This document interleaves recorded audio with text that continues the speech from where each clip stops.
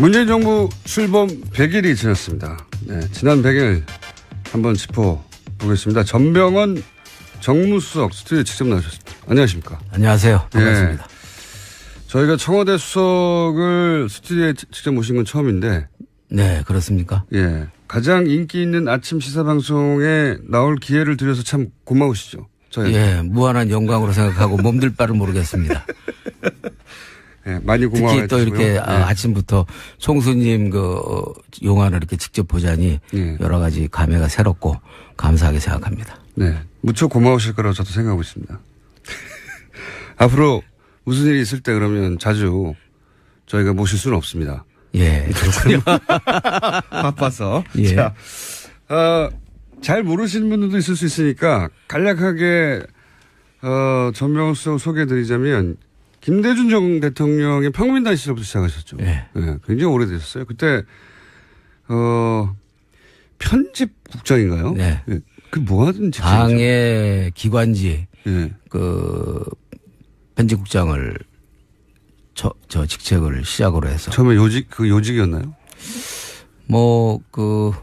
요직이라고 볼 수도 있고요. 왜냐하면 이제 그 당시에 우리가 이야기하는 진보신문이 상당히 없는 상황이었고 네. 또 김대중 당시 총재로서는 일방적인 언론의 매도를 당하는 입장이어서 자신의 매체를 가져야 되겠다라는 절박감이 있었고요. 네. 그런 차원에서 우리 당에서 직접적으로 정기적으로 발행하는 신문을 만들기 시작을 했죠. 네. 거기에 이제 제가 편집국장으로 발탁이 돼서 모든 회의에 배석을 해가면서 또 신문을 한번 제작을 할 때면은 김대중 총재님과 편집회의도 같이 하고 또 가안을 들고 또 다시 한번 의논과 또 지도도 받고 그렇게 하면서 사실 어떤 측면에서는 후선이었지만 보이지 않게는 김대중 당시 총재로부터 가장 많은 정치적 감각과 지도를 많이 받을 수 있는 자리였다고 생각을 합니다. 예, 중요한 자리가 아니었던 걸로 결론이 나고 있습니다. 중요한 자리였다면 제가 많은 분들이 아셨겠죠. 예. 그런데 실제 정부 출범하고 김대중 이미 청와대 정무비서관을 그때 경험하셨어요, 그죠? 네. 네, 이미 경험하셔서 청와대 경험이 굉장히 길지 않으십니까? 예, 비교적 긴 편이죠. 5년 가까이. 지금 청와대에 있는 분들 중에 가장 긴축에 들어가지 않습니까? 지금 아마 우리 문재인 대통령 다음으로는 제가 가장 긴 경험을 가지고 있는 것으로 알고 있습니다. 자, 게다가 이제 17대 여의도에 입성하신 이후에 내리 삼선을 하셨고, 예, 수도권 내리 삼선 대단하다는 건 안민석 위원회에서 여러 차례 강조됐는데, 경력이 아주 두툼하십니다. 두툼하신데, 지난 총선에서는 컷오프 되셨어요. 네. 아니, 근데, 그때 왜 컷오프 되신 겁니까? 다 지난 얘기니까 김종인 전 대표가 싫어한 분이셨나요? 결론적으로는 그렇게 된 것으로 보여집니다. 현상적으로는. 네. 예. 어찌됐든 싫어하실 결과적으로는. 만한 일을 하셨나요, 그때? 네? 전혀 싫어할 만한 일은 제가 할 인연도, 기회도, 시간도 없었고요. 외쁨 받을 짓을 안 하셨군요. 바로 그 점이 또 약간의 경계의 대상이기도 했었던 것 같고요. 경계의 대상이요? 네. 왜요? 제가 누구보다도 당을 가장 많이 알고 있었고 아는 사람이었고 그리고 전임 지도부로서 문재인 대표님을 모시고 최고위원을 같이 했지 않습니까? 그래서 당의 혁신안이라든지 이런 것들에 대한 스토리를 가장 잘 알고 있었기 때문에 당시 우리 문재인 지도부가 이렇게 이 정치권에서 흔히 나타나는 그냥 뒤로 느닷없이 붕괴하는 뒤로 물러나는 그런 차원의 퇴진이 아니라 후임 지도부를 인선을 해놓고 질서 있는 퇴진을 하는 그런 방향으로 이제 가닥을 잡고 김종인 당시 이제 대표를 모셨던 거죠. 그러면서 사실 그 당시 문재인 대표께서는 이와 같이 정당에서 찾아올 수 없는 이른바 순리와 그 질서 있는 그런 어떤 연계적 그런 비대위가 구성이 되는 것이니까 전임 지도부의 대표성이 있는 사람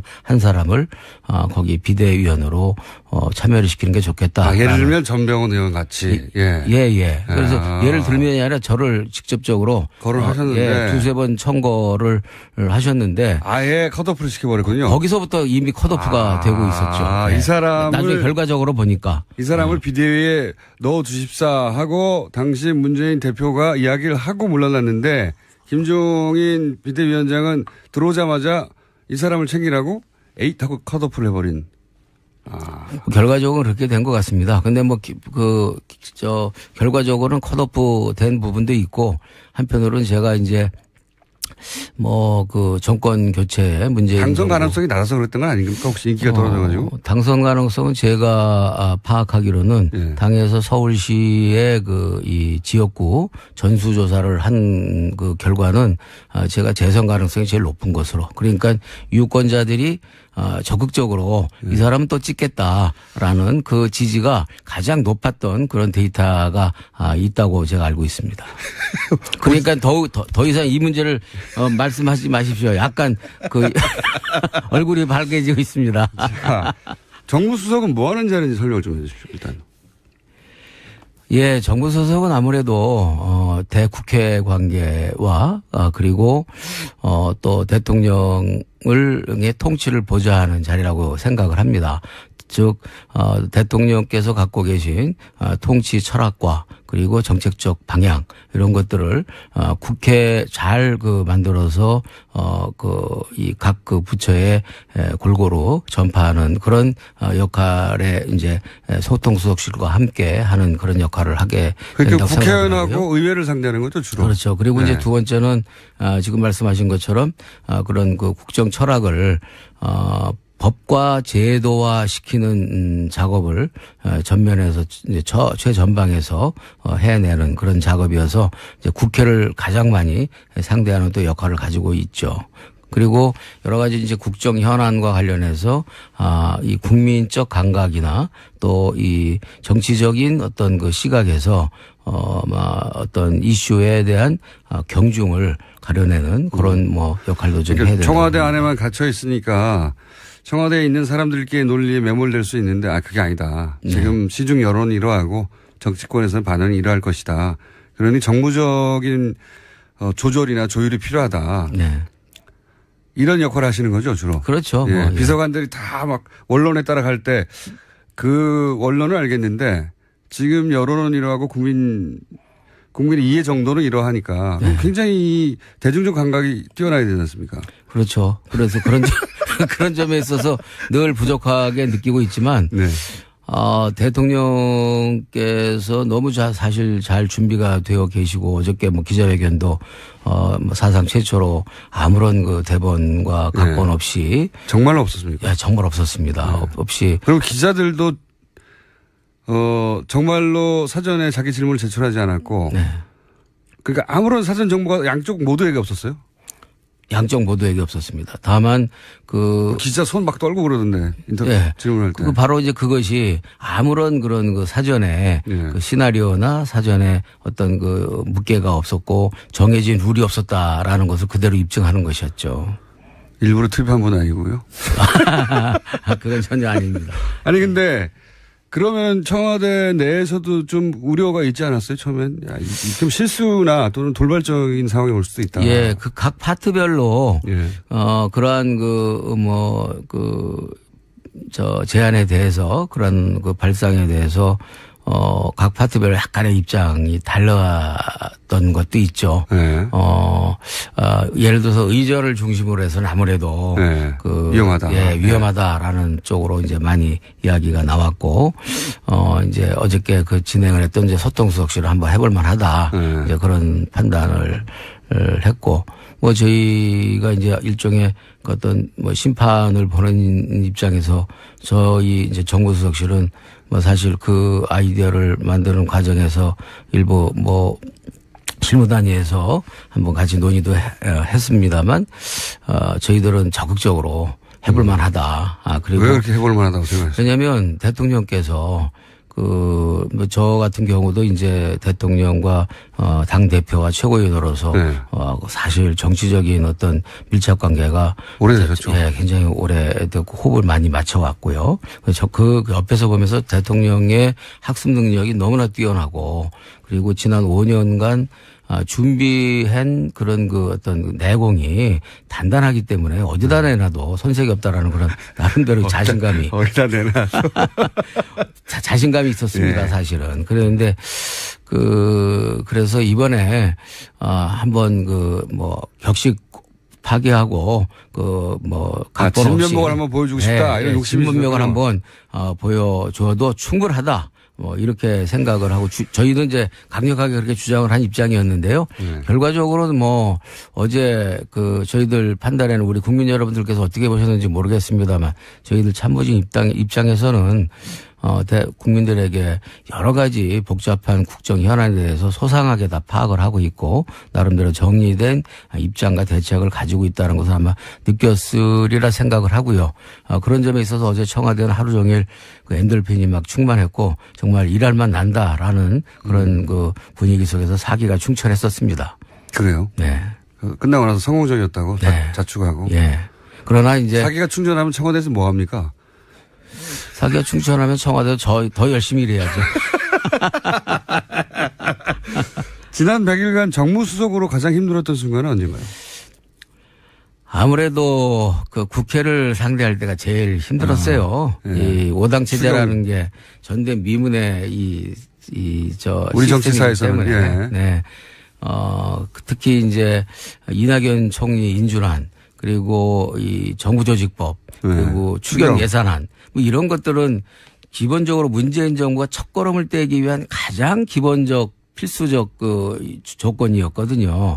그런데 이런 것을 이제 이렇게 질서 있게 처리가 안 되고 여러 가지 이제 이유가 달려서 붙들려 있게 되니까 정말 초조하고 그야말로 세 개의 안건 자체가 이낙연 총리 인준안 정부조직법안 그리고 추경 예산안 요 세 개가 마치 너무나 소중한 인질들 같은 느낌이 들었고 잡혀진 인질들을 어떻게 해서라든지 구출을 해야 되는데 뜻대로는 되지 않고 그러니까 애간장이 끓는 그런 시간이었는데 최종적으로는 그래도 야당들이 애는 먹였지만 다 그래도 원만하게 합리적으로 처리를 해 주셔서 이 자리를 빌어서도 감사한 마음을 전합니다. 야당에 감사하지 않으시죠 실제로는? 네?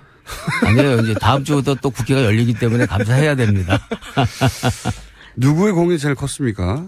결국 예를 들어서 추경이 통과되는 데는 아무래도 1등.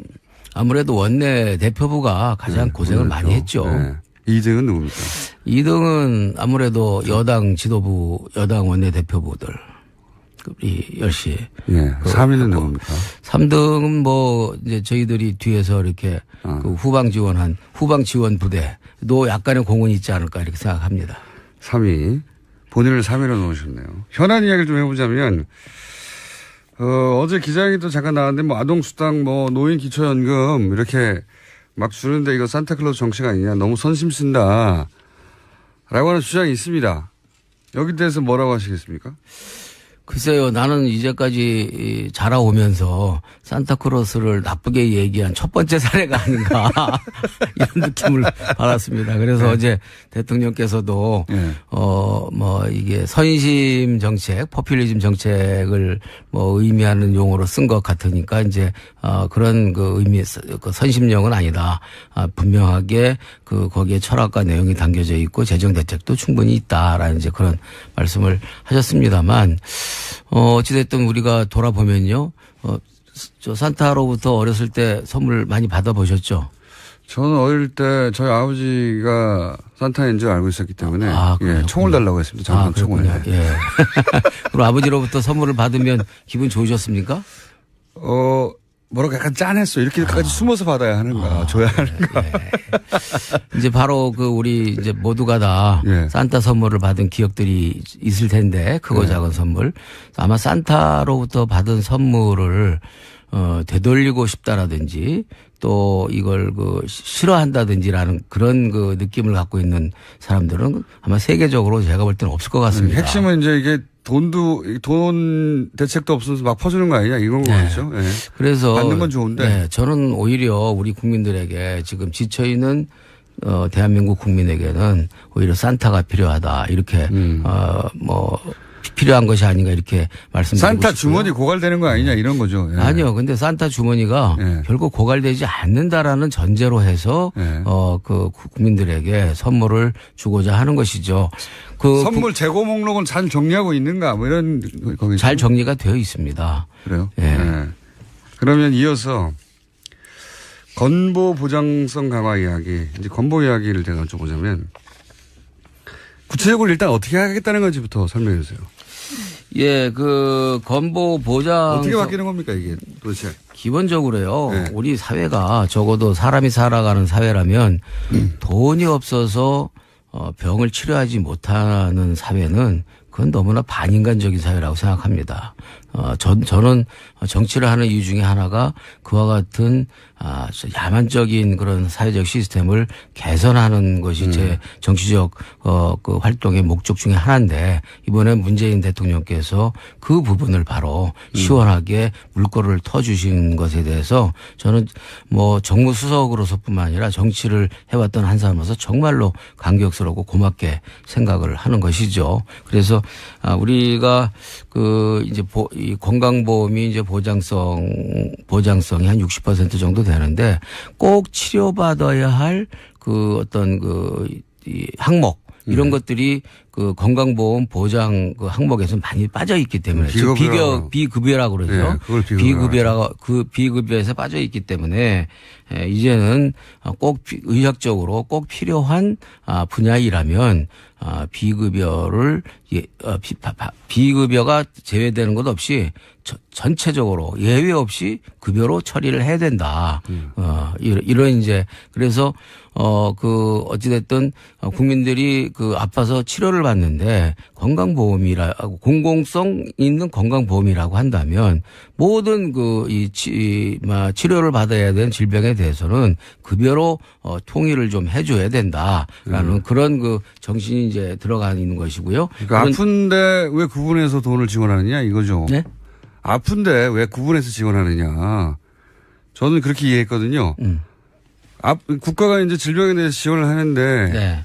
아픈데 왜 그걸 구분하느냐. 아프면 다 지원해줘야지. 네. 일정 정도까지는. 예. 기본적으로 그런 접근 아닙니까 이게. 그렇죠. 예. 네.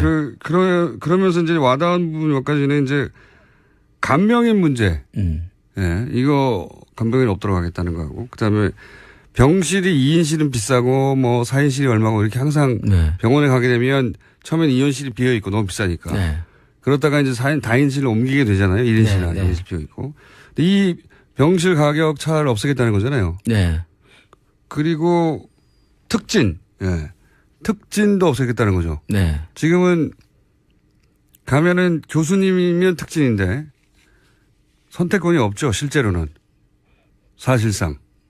특진을 하게 되면 별도의 비급여의 비용이 들어가는 것이죠. 네, 특진을 근데 대학병원 정도 가면은 교수님 아니면 없고 다 특진이에요.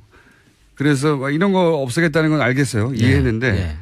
근데 이제 가장 먼저 나온 이렇게 되면 좋겠는데 제일 먼저 나온 이야기가 30조 든다고 그랬는데 이거 그보다 더 많이 든다.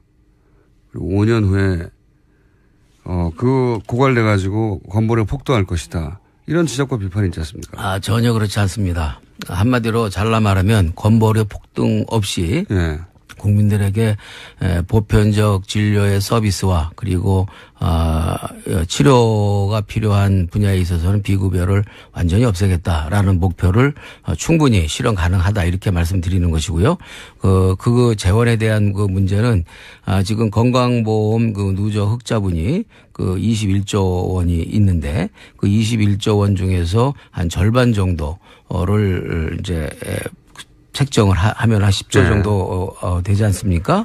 그리고 나머지 한 20조 정도는 추가적으로 국가 재정을 일부 동원을 하고 그리고 건강보험 재정과 관련해서 지난 10년 동안 건강보험 공공성 건강보험이 오른 그 인상률이 3.2% 정도 됩니다. 네. 평균. 그래서 절대 지난 10년간의 평균 인상률이 3.2% 이상을 올리지 않으면서 충분히 지금 말씀드린 비치료용 비급여가 없는 건강보험 시스템으로 전환하기 위한 약 31조의 재원을 충분히 마련할 수가 있다라는 것이죠. 그 계획은 저도 자세히 이제 읽어봐서 알고 있는데 미래에 대해서 그렇게 장담할 수는 없는 거 아닙니까?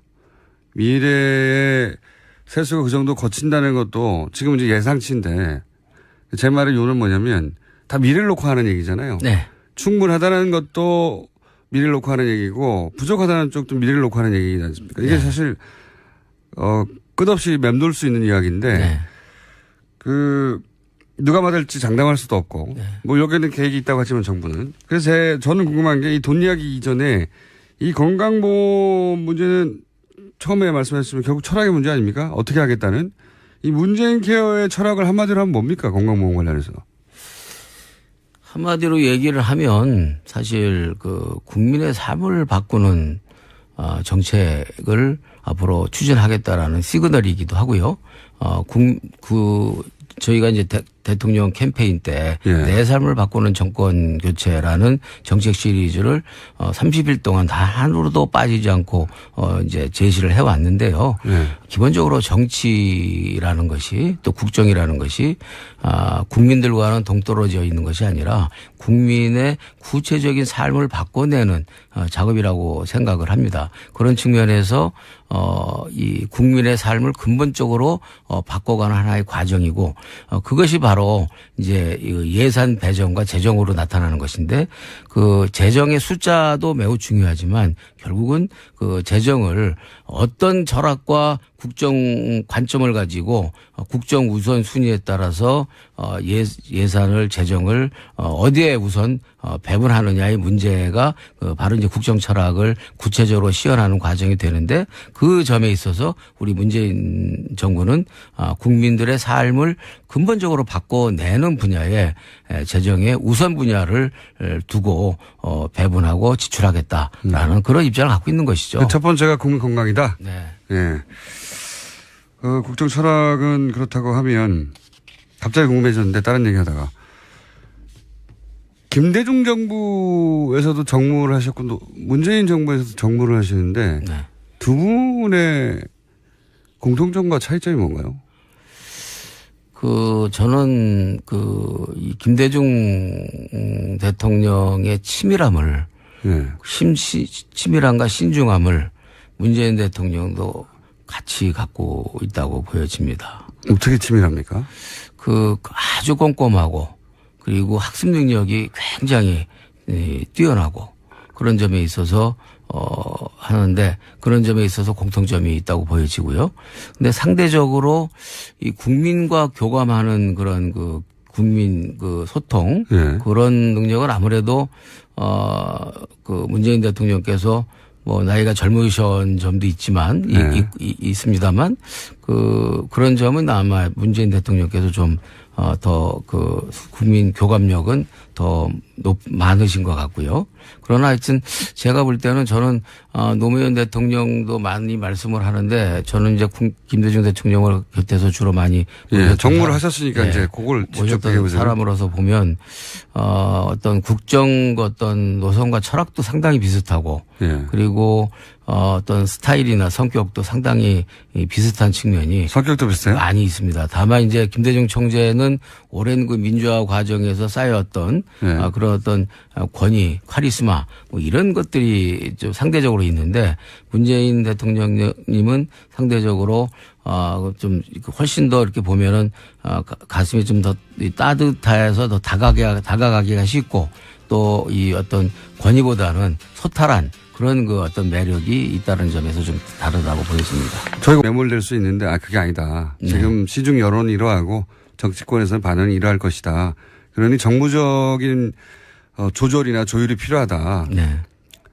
이런 역할을 하시는 거죠, 주로. 그렇죠. 비서관들이 다 막 원론에 따라갈 때 그 원론을 알겠는데 지금 여론은 이러하고 국민의 이해 정도는 이러하니까 네. 굉장히 대중적 감각이 뛰어나야 되지 않습니까? 그렇죠. 그래서 그런 점에 있어서 늘 부족하게 느끼고 있지만 네. 대통령께서 너무 사실 잘 준비가 되어 계시고 어저께 뭐 기자회견도 뭐 사상 최초로 아무런 그 대본과 각본 네. 없이 정말로 없었습니까? 정말 없었습니다. 네. 없이. 그리고 기자들도 정말로 사전에 자기 질문을 제출하지 않았고 네. 그러니까 아무런 사전 정보가 양쪽 모두에게 없었어요? 양쪽 모두에게 없었습니다. 다만 기자 손 막 떨고 그러던데 인터뷰 예. 질문할 때. 바로 이제 그것이 아무런 그런 그 사전에 예. 그 시나리오나 사전에 어떤 그 묵계가 없었고 정해진 룰이 없었다라는 것을 그대로 입증하는 것이었죠. 일부러 투입한 건 아니고요. 그건 전혀 아닙니다. 아니 근데 그러면 청와대 내에서도 좀 우려가 있지 않았어요? 처음엔 좀 실수나 또는 돌발적인 상황이 올 수도 있다. 예, 그 각 파트별로 예. 그러한 제안에 대해서 그런 그 발상에 대해서 각 파트별로 약간의 입장이 달랐던 것도 있죠. 네.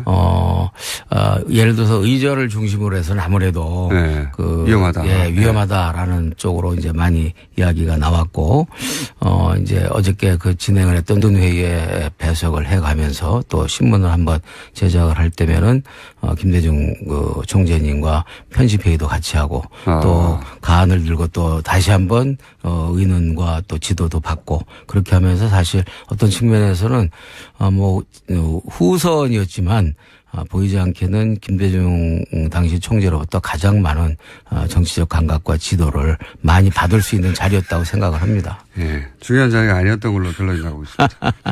중요한 자리였다면 제가 많은 분들이 아셨겠죠. 예. 그런데 실제 정부 출범하고 김대중 이미 청와대 정무비서관을 그때 경험하셨어요. 그죠? 네. 네. 이미 경험하셔서 청와대 경험이 굉장히 길지 않으십니까?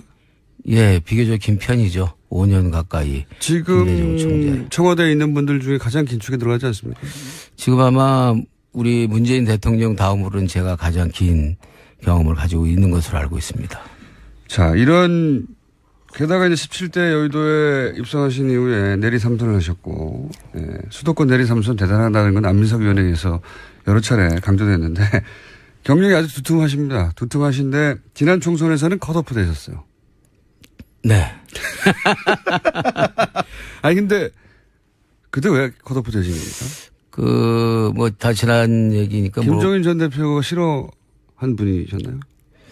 결론적으로는 그렇게 된 것으로 보여집니다. 현상적으로는. 네. 예. 어찌됐든 싫어하실 결과적으로는. 만한 일을 하셨나요, 그때? 네? 전혀 싫어할 만한 일은 제가 할 인연도, 기회도, 시간도 없었고요. 그 외쁨 받을 짓을 안 하셨군요.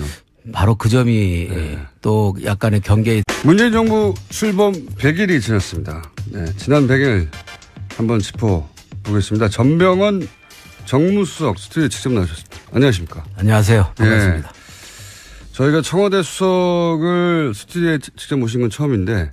네, 그렇습니까? 예. 가장 인기 있는 아침 시사방송에 나올 기회를 드려서 참 고마우시죠? 예, 무한한 영광으로 생각하고 몸둘 바를 모르겠습니다. 예, 많이 고마워요. 특히 또 이렇게 아침부터 총수님 용안을 이렇게 직접 보자니 여러 가지 감회가 새롭고 감사하게 생각합니다. 네. 무척 고마우실 거라고 저도 생각하고 있습니다. 앞으로 무슨 일이 있을 때 그러면 자주 저희가 모실 수는 없습니다. 예, 그렇군요.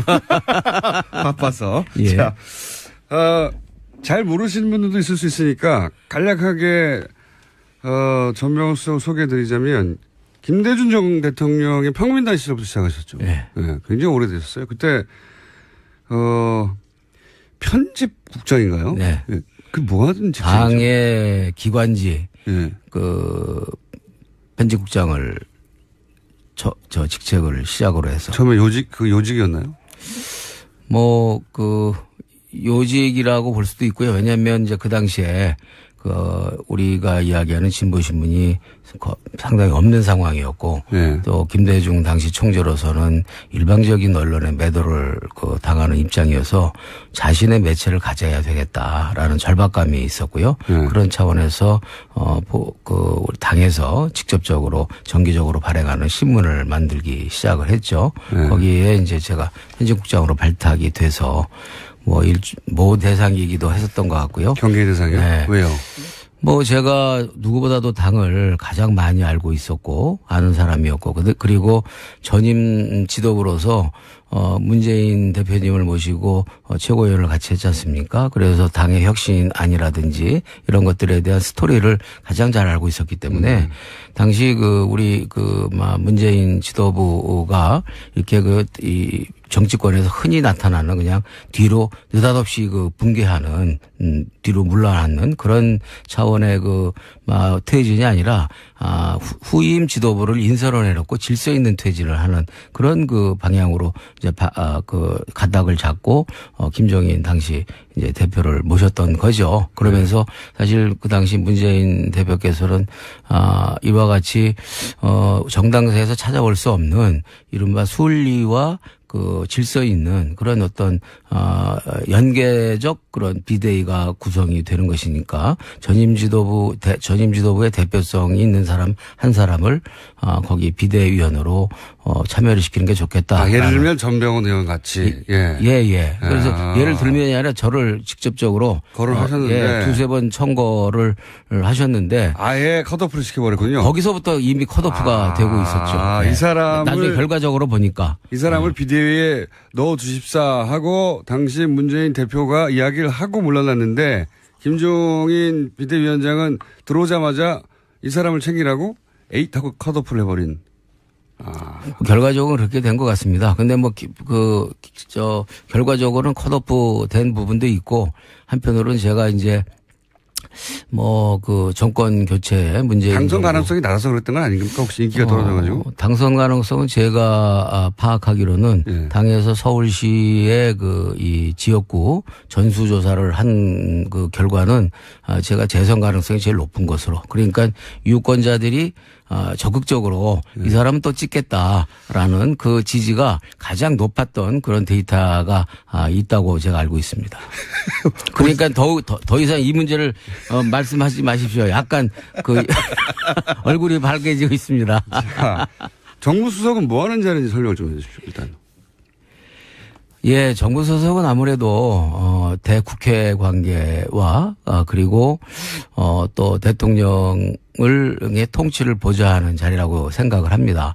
즉 대통령께서 갖고 계신 통치 철학과 그리고 정책적 방향 이런 것들을 국회에 잘 만들어서 이 각 부처에 골고루 전파하는 그런 역할에 이제 소통수석실과 함께 하는 그런 역할을 하게 된다고 생각합니다. 국회의원하고 의회를 상대하는 거죠, 주로. 그렇죠. 그리고 이제 두 번째는 지금 말씀하신 것처럼 그런 국정 철학을 법과 제도화 시키는 작업을 전면에서 이제 최전방에서 해내는 그런 작업이어서 이제 국회를 가장 많이 상대하는 또 역할을 가지고 있죠.